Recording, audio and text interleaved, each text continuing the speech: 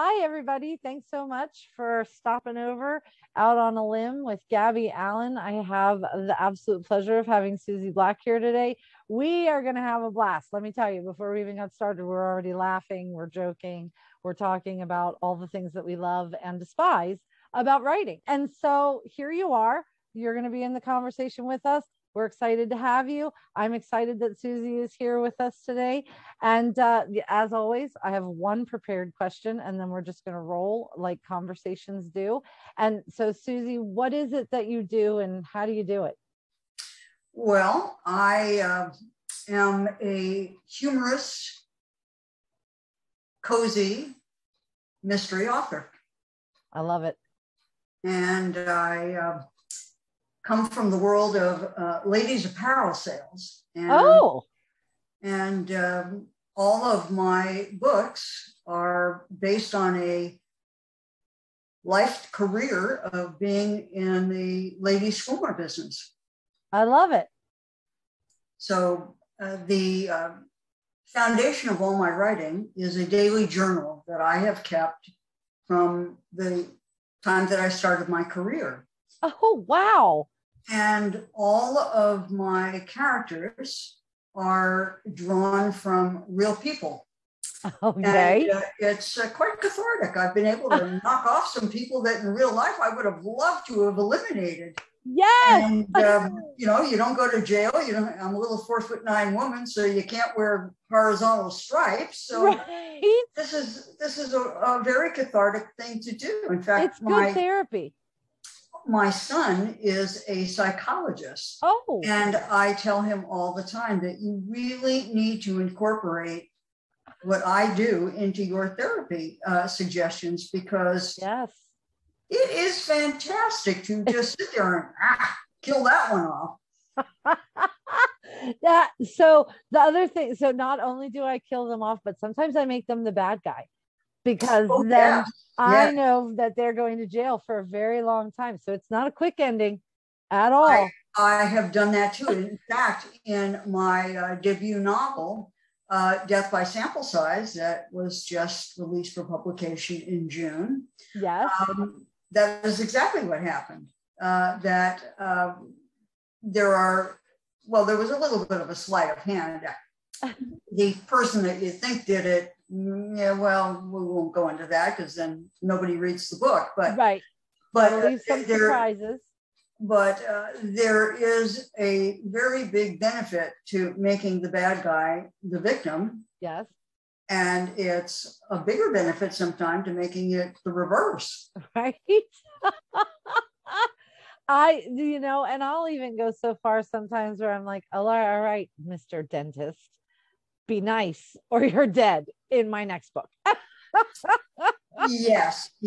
Well, a couple of writers gave me some advice, and I've taken it. Include a lot of food in your book because everybody eats. And the other thing is that even the worst human being, you got to give them one redeeming value. Now, I had a lot of trouble with that. You're a jerk. But I have learned to find, even in the most despicable person, find one kernel of decency and manage to write that in. And for me, that was a big thing to overcome. All right. Well, that's good though. Yeah, absolutely. And they were right. Well, we don't have to tell them all. Never. Oh, no. Right. You just kind of, no. You said it. Let's move on. Exactly.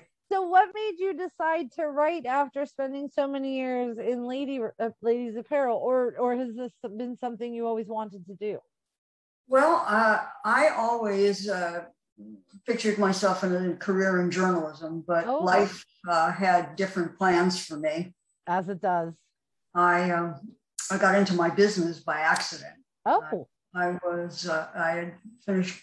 graduated from college and was getting ready to go to graduate school and visiting my family. Now, I grew up in California, and when I was in college, my family moved to Florida for my dad's business. I didn't go, but I came home and visited, and this is absolutely how it happened. It was odd because I'm sitting having a cup of coffee, and the phone rings, and my mother yells out, "How, Susie, get this." See, it happened already. That's okay. Susie, get the phone. I'm in the shower. Okay, it's my dad. He's at a trade show, and his mother was ill, and it didn't look good, and she was in Ohio. And none of his bosses could come to Atlanta to the trade show. So he asked me to come, and I'm looking around, I swear to you, to see who he could be talking to. It could not possibly be me. Right. I had never been to his showroom, never tried on a sample, had zero interest in what he did. Right. But it's your father. What are you going to do? You say, okay. I'll be right there. So who's going to help me? He said, oh, your mother. And I burst out laughing. I said, oh, good. The blind leading the deaf. So Tweedledee and Tweedledum, we get on the plane.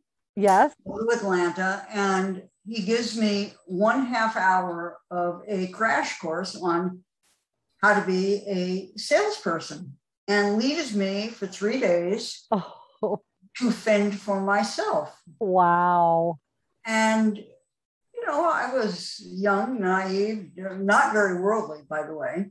Okay. And the first time somebody asked me what my terms were, they wanted to know the credit terms. And I said, I'm sorry, I'm not that kind of girl. I don't know what you're talking about. So they wanted to know if it was 30, 60, or 90 days. And you were like, well, you know, I'm not really in the market. So thanks. Exactly. So, you know, my dad said, read them the style numbers, bid yourself. I'll be back in 3 days. And when he came back, I had miraculously written a huge amount of orders. Wow, that's awesome. And, you know, in my time, there weren't a whole lot of opportunities in journalism for women. Right. And I wasn't really kicked in the tush about graduate school, but I didn't know what else to do. Yeah. So my dad offered me a job. There you go. I accepted a job as a junior sales rep. So I was a sub rep for him. And I moved from San Diego from college to Atlanta. And I traveled Georgia, Alabama, Tennessee, and the Carolinas alone. Wow. And there were no women who really did what I did when I did it. And I'd walk into a store and they'd say, you're the what? What kind of daddy you have, girl, let you do a job like that? You're like the owner of the company? Exactly. And so I really had to prove myself to the industry every day. Right. And I broke every glass ceiling. That's awesome. But it was the greatest laboratory to become an author that I could ever have hoped for. Yes. Because people are the most interesting topics of all. Yes. I mean, you could sit in the food court at the mall. Oh, yeah.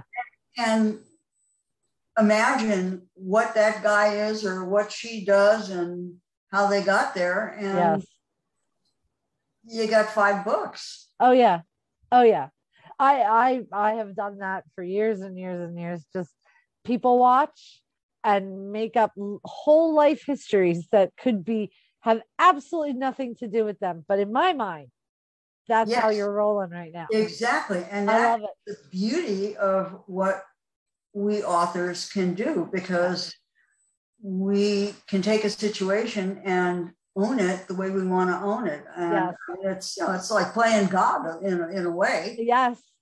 Yes. You are the creator of the universe that you're writing. Exactly. Even if you use people that or build your characters off of people that you know, they still end up being something a little different because they are yours.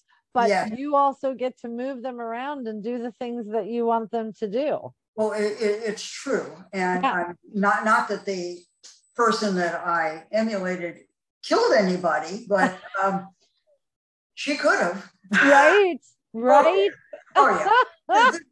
This was not a lovely human being. Okay. And I am sure that if I talked to my counterparts in other companies, they would be cheering that I killed this person off, even if it was only on paper. Right. You do have to say the on paper part. Oh yes, yes, on paper. My son always says to me if we're on the phone and we're talking about, you know, who I've knocked off, he says, you know, if the FBI is listening in, you're going to have a knock on the door. So I always say, listen, FBI, I'm a little 4'9" author, and I didn't really kill anybody in real life. And, but or when you do research on the internet about a poison or what really happens if you shoot somebody with a nail gun in the heart. I mean, the stuff that I have looked up. That if anybody ever checked on that, they would think I really am a serial killer. I got you. Yes, you must have the same thing. Oh yeah, absolutely. My husband actually works for the Department of Defense, and so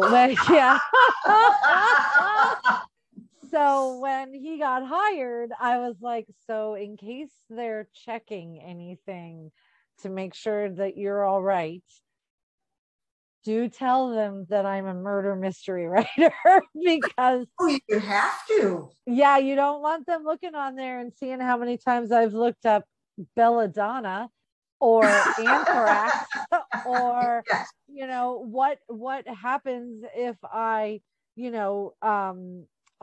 choke somebody, like how much pressure do you need to choke someone with a feather boa? These are things. Absolutely. You need to know ahead of time. He was like, I don't know if they looked, but I'm still getting the job, so I'm going to say we're all right. I was like, okay, that's good. Well, but you're absolutely right. Yeah. So what made you decide to be a cozy mystery author? Is that something that you read? Is it? Well, it's the genre that I read. Oh, good. Okay. And I love puzzles. I love to try and figure things out. I like jigsaw puzzles. I do a tremendous amount of word puzzles. Okay. And even a little bit of solitaire, although I'm not as good at solitaire as I got you. at word games. Sometimes I Sudoku, and I also Mahjong. It depends on what kind of feeling I'm having that day. But I also am a big puzzle person. I mean, and I'm nosy. There's just, I mean, honestly, my son always says, if we were in a jungle in the middle of Africa, you would point across and say, see that guy over there? He went to Sequoia Junior High School with me. We were in algebra together. And sure enough, we would walk over to the guy and I'd go, Albert, right? Yeah, right. Well, do I know you? Right. And it would absolutely be true. Yeah. So for me, the combination of being a gigantic people watcher, being nosy, and loving puzzles, it was the natural next step for me to take. Absolutely. And so when you decided to do the women's apparel, this was, like you said, it was a continuation of your journey. It was using your journal entries. And so when you're doing that, are you like taking the journal entry and fictionalizing it and like using it as a jump off point? Or are you actually using the journal entry like for a whole scene? A little bit of both. Oh, okay. A little bit of both. Mm-hmm. The journal I try to keep pure, that, you know, what happened that day or who it was with, because truth be told, I've gotten myself into some doozies of situations. And why doesn't that surprise me? Well, you know, they say that writers should write themselves into a corner and see how they get out. Okay. And my life is pretty much painting myself into a corner and seeing how I get myself out. So for me, I love to laugh. To me, if laughter is the only way to stay sane. Yes. My Either mother, that or you're going to end up rocking in a corner, sucking your thumb and crying. well, I'm not a very pretty crier, so that's no. But one thing, though, I will tell you, and it comes out in my books. Okay. It's a little embarrassing, but what the heck. All right. We can inherit wonderful things from our genetic background. This is true. I inherited a lot of really good things from my mother's mother. Okay. Perfume, I love jewelry, but she was afraid of death.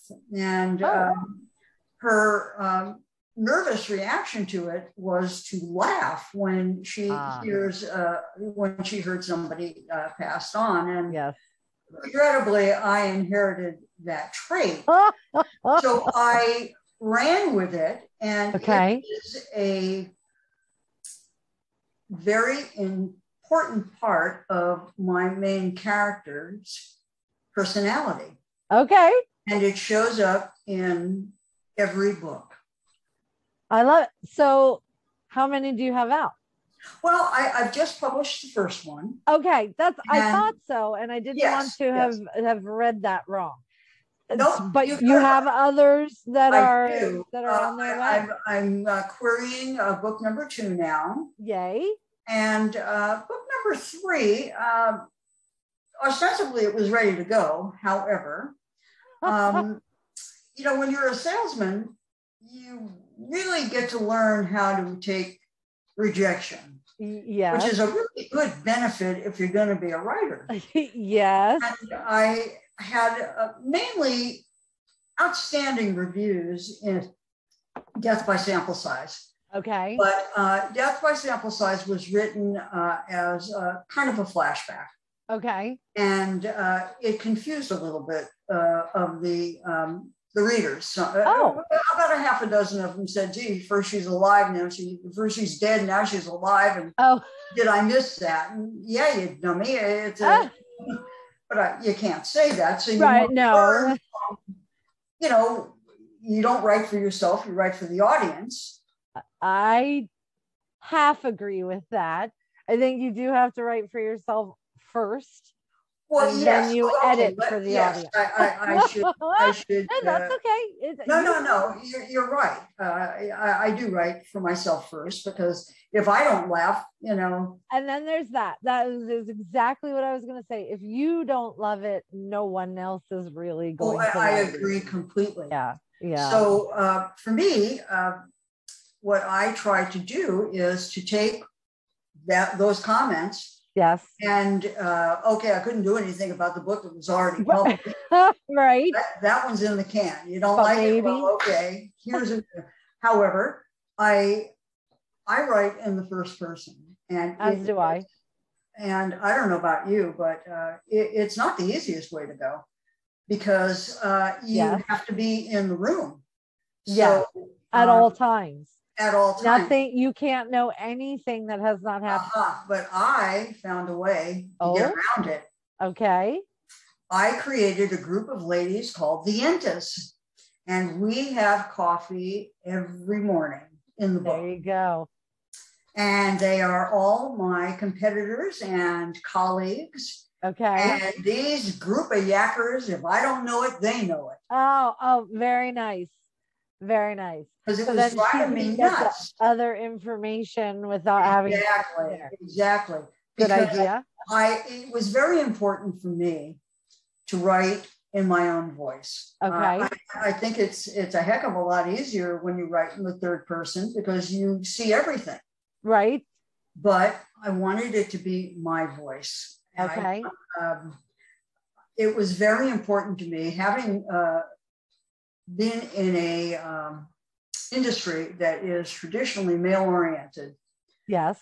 To write about this industry from a woman's point of view. Right. And I didn't feel I could do that in the third person. Right. Totally makes sense. It would make no sense. Right. It makes sense that you would want to put it in the first person. Correct. Yeah. Okay. So are book 2 and 3 still the same character? Oh, yeah. Oh, okay. Oh yeah. The core character, Holly Schlivnik, and the Yentas are in every book. Okay. And so are they all in first person? Yes, they're all in the first person. Got it. But what I've changed is that it's all in real time. Oh, so are you doing present tense? Yeah. And let me tell you something, sister. That is a challenge. Oh, yeah. Holy guacamole. I have never written in present tense. That's not true. The only thing that I write in present tense are synopses. Because that is way what I have done to think about. Let me, maybe I should. It is present tense. Okay. But not all of it, because when you're reporting back to the Yentas, I broke into so-and-so's showroom because I had a key. Right. I did it last night. So that, but it's in real time. And I've learned that if you're going to do it in real time, figuring out when the murder should take place is kind of critical. In Death by Sample Size, it was in the first chapter. Okay.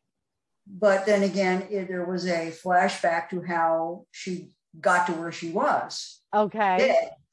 In the other books that I've been working on, I've had to reconstruct it so that the death is not discovered, the murder is not discovered until a little bit later. But I found out that you got to do it before page 50. So yes, there is an unwritten rule. I think that most readers expect it no later than the third chapter. Right. So it depends on how long your chapters are. Because so for myself, I have five mystery series out. Two of them are done. Two of them are still in the works. One of them I'm revamping a little bit. And that is definitely expected no later than chapter. Yes. And chapter, for me, my chapters are usually 10 pages long. So no later than 30 pages for myself. And I've had people be like, how late is this murder going to happen? Which is funny because in my very first book, it doesn't happen until halfway through. And people still liked it. But once I got into like the cozy mystery arena, it was like, oh yeah, no, not allowed to do that. And I was like, okay, well, I already did. So I won't do it again, but I can't undo it for that one. Well, I'm not very good at following rules. I got to be honest with you. And for me,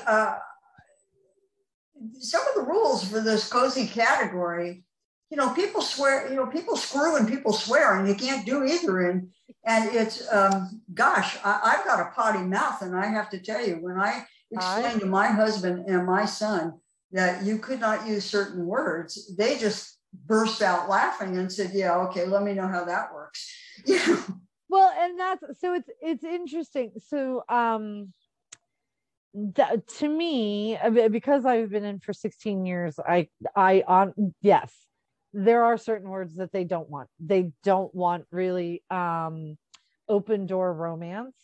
A lot of them really want the Hallmark thing, which is no touching below here. And every hug and kiss needs to be emotionally focused, not sensually focused. Yeah. I will say that in my first series, which is the Ivy Morris mystery series, the gloves were off. I had no idea what I was doing, and I didn't know that it was wrong. So I did anything I wanted. Because let's be honest, I don't know any cop who is going to be like, you're such a pain in my keister. Maybe one or two. Or you're such a pain in my rear end. No, it's going to be you're a pain in my ass.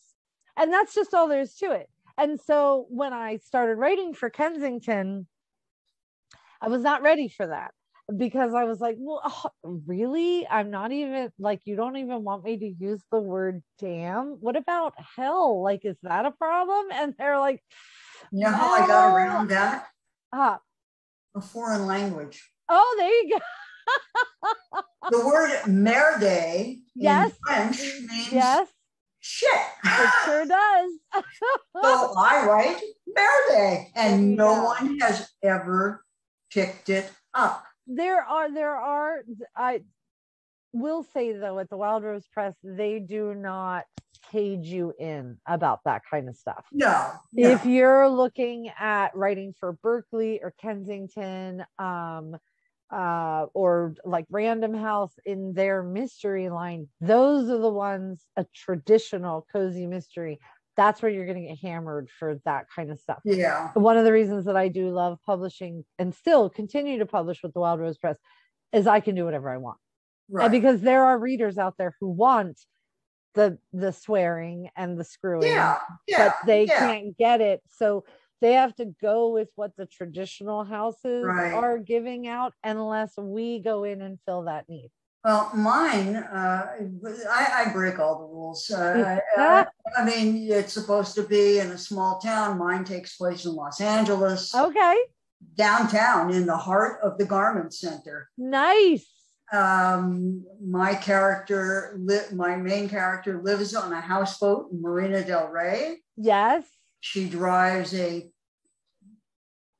bubblegum pink 65 Mustang convertible. Awesome. She don't take crap from anybody. Right. I mean, because there are a lot of but there are a lot of readers who want that. I just don't think it's been offered very often, or it's been listed as so fringe that they put it more into a mainstream category as opposed to a cozy mystery category. And while part of me wishes that would happen, because I feel somewhat constrained. You know, I'm always sitting there, and when I'm writing, saying, I'll put the F word in and say, oh, bad girls, take that out. So I do the same thing. However, I do not say bad girl. What I do is I write it exactly like I want to. If I'm writing it for Kensington, I write exactly like I want to, and I edit that out at the end, because it stops me. If I am around and all of a sudden I'm like, no, screw it. We're just doing whatever I want to do. I know what the parameters are. I will take all that stuff out at the end. But in the meantime, this is what I'm writing. You're a girl after my own heart. But I knew I liked you for a reason. There you go. See? But when I sold this last series to them, I had cleaned it up totally. And then they were like, well, we're looking at you. I had brought to them this information that there were a lot of people who wanted something with a little more flawed characters and a little less easy romance. And they gave me a chance to write one. So they're calling them rom-cozies now, rom-com cozy. And so I had turned in the first version and it was all cleaned up. And then she came back and she's like, we're going to rom-cozy. And I'm like, you know what? I'm sending you the original of this. And so I said, and she's like, oh my gosh. And I was like, I know. That's what my books actually look like before I edit them down to fit.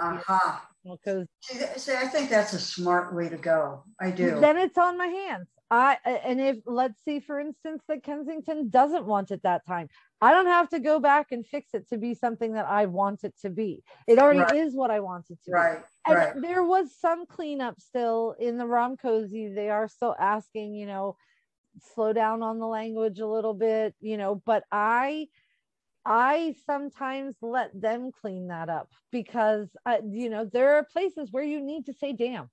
There are places, absolutely, and it takes 1 second to cut out the F word and put in crap, or or maybe your character has like a catchphrase that's like holy shnikes, you know what I mean? And so I say holy guacamole. Yeah, okay, yes. So I tend to leave that in there until we get to the editing part, because who I am. And I used to write romance. I've written erotic romance. I've written paranormal romance, paranormal mysteries. Wow. That's who I am. My books are always funny.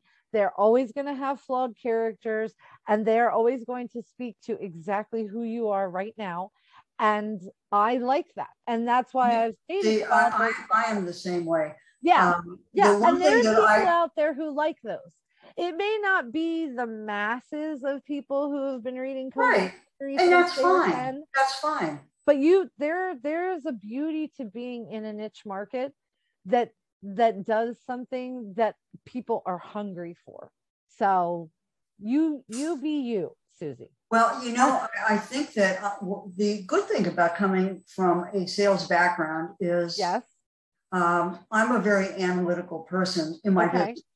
If I didn't sell Macy's, I would go into their department, the swimwear department, before my appointment, and I would mentally take it apart. Okay. And I would make sure that my designers and my merchandisers were with me. Yes. And the first thing I would say is, what don't they have that we do? Yes. Because if they've already got it, they sure as heck don't need it from us. Exactly. So if we're just going to show them a bunch of crap that they've already got, guess what? We ain't getting in. Right. Because they already have deals with other people. Exactly. And I've tried to apply my thought process, at least, to writing.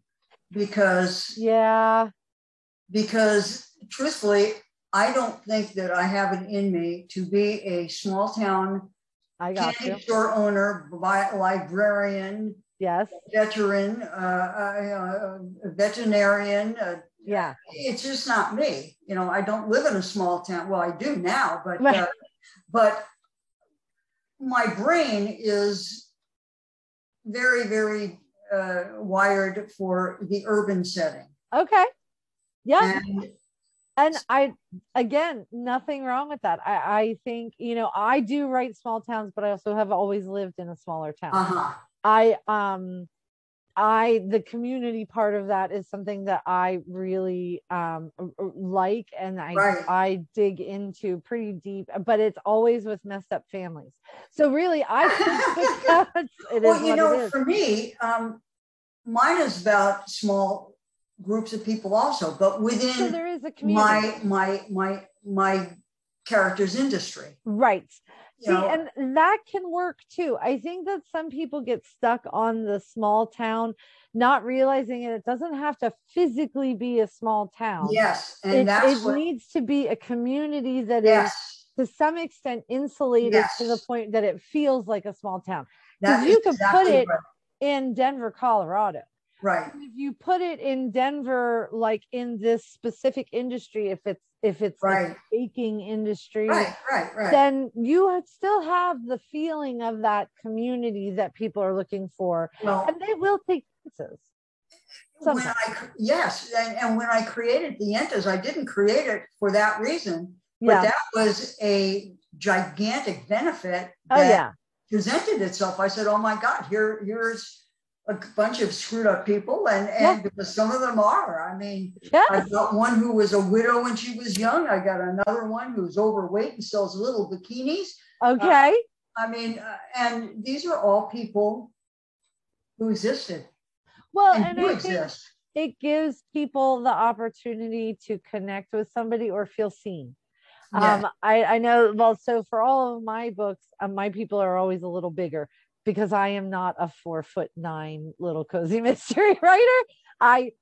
It is what it is. It makes sense to me. And I have had people who are like, I love that you write bigger women. And I'm like, not everybody does, but as long as you do, that's I have one woman who is she's a big woman, and she's good with it. Stories too. She's good with it. I mean, she's got a big set of shoulders. She could play for the Rams if she wanted to, but I have embraced height and weight as something that I take on head on.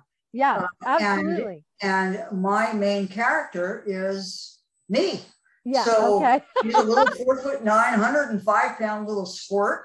There you and go. somehow or other, the bad guy is always twice as tall and twice as heavy, and it's Right. sometimes it's a guy, sometimes it's a woman, and mentally I beat the crap out of them. So of course you do. and Yes. I've come up with some ingenious ways, Yes, as we do. to Thwart them hardcore. That's what I do. And I love it because we are in a position to, if there's one thing that people love about mysteries, and I think this is a central theme, there has to be justice. Oh yes. However, yes, there's yes. justice, and please let it be somebody who figures it out without 1,000 things falling at their feet. Like, make them work for it a little bit. And Yes. I love that. I love that. Well, being the main character, being a salesperson, not a detective. I mean, Right. she makes a lot of mistakes. Of She course. screws up a lot. But Yes. but the one thing that I have kept in there is irreverence and sarcasm, because those are my two big qualities. Yeah, right. I'm a smart ass, and I mean. Yes. Literally, I mean, I have made presentations to the CEO of Walmart and crack jokes. And you know, there aren't too many people who do that, but right. It's who I am. Yes. And that is who my characters are. But right. in the third book, I am making some big changes. Okay. I am adding a dog. But the dog is not going to be there to help me solve the crimes. Okay. The dog's name is Sigmund, and he's my canine psychiatrist. Oh, okay. He sits in the convertible next to me, and I talk out the crime and what it could be. And he sits there and looks at me. And no, I don't have the dog have little bubbles of thoughts or anything. Right. I don't. What do you think? Should I? I don't think so. I mean, right.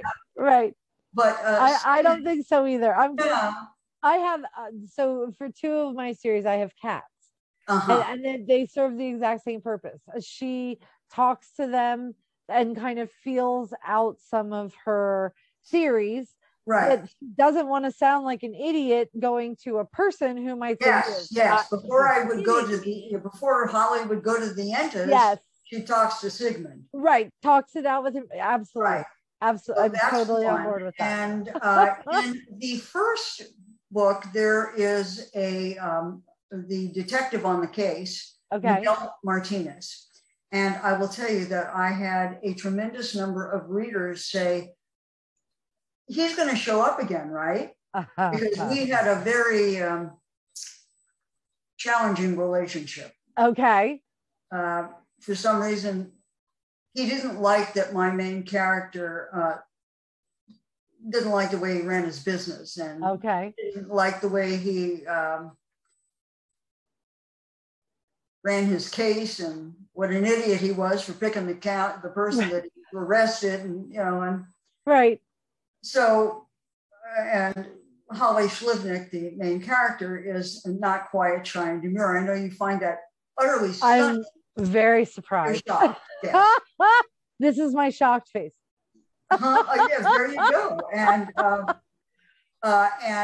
in the latter part of book 2, he comes into her life again, and in a way that makes it look like he might be interested in her. Oh. And in book 3, that will progress a little bit more. And there's going to be a second love interest from Holly's life as a salesperson on the road in the Deep South. Oh, so are we doing a love triangle? Uh-huh. Oh. Uh-huh. And the last thing is, I personally felt that my cast was too white. That there were people of color in, one is a detective, one is this, one is that, but a major character, all lily white. Got it. And I'm going to change that. I'm Good. going to make it's going to be a woman of color. Awesome. She's going to be from India. I love it. And she is a competitor who is the owner of a cover-up company, a beach accessory company. Okay. And the company that I'm with buys her company. Oh. And she comes with it. Ah. So she's not going to be nice. a ninja, but she's going to be in the throes of things, and down the road she's going to be accused of murder. I'm liking this character a lot. That's awesome. I am super excited for that. I am too, and I'm that one, that book, Death by Surfboard, is it's going to take me a while to read because it's written. Okay. It's written, but it's got a flashback that's going away. Okay. So I'm going to be flipping like the middle and the beginning, and I've not actually done that before, so it's going to be fun. Thank God for cut and paste. Right. That we're not trying to type this on an old school typewriter. Can you imagine? No. I would cry. I have a feeling that I would only be doing solitaire puzzles. I would be like, writing is just. I read someplace that Hemingway. Yes. And my parents, having lived in Florida for a long time, I went down to Key West, and we went into his house in Key West, and they have his room where he wrote.